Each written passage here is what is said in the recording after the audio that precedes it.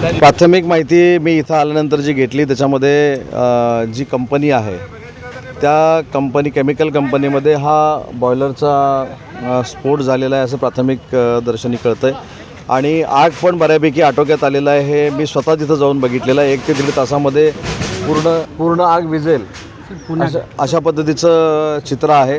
परंतु दुर्दैवानं आतापर्यंत 3 मृतदेह हे सापडलेले आहेत. ते एम्स हॉस्पिटलला देखील पाठवलेले आहेत.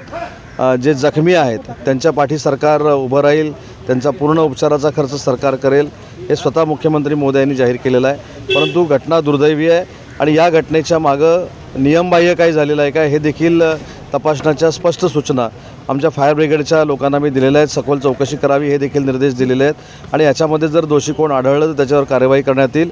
आणि याच्या पुढे जाऊन सांगतो, या सगळ्या डोंबिवलीतल्या भागामध्ये डॉक्टर श्रीकांत शिंदेंच्या नेतृत्वाखाली आम्ही एक वर्किंग करत होतो की या ज्या केमिकल कंपन्या आहेत ह्या स्थलांतरित आपल्याला बाहेर ज्या करायच्या होत्या त्यासाठी जागा अवेलेबल नव्हती. परंतु या वर्षभरामध्ये या परिसरामध्ये जागा आपण अवेलेबल केलेली आहे.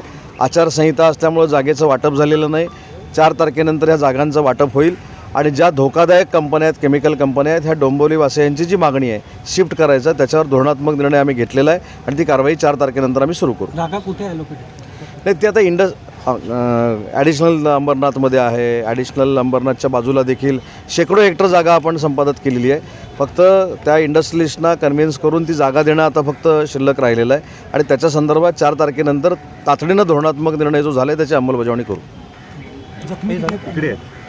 ते जखमींचा आकडा अजून कळलेला नाही आहे. परंतु मला मगाशीच कोणीतरी सांगितलं की आजूबाजूला ज्या स्फोटचे परिणाम झाले त्याच्यातनं काही लोक जखमी झालेली आहेत आणि त्या जखमींचा उपचाराचा खर्च देखील शासन म्हणून आम्ही करू.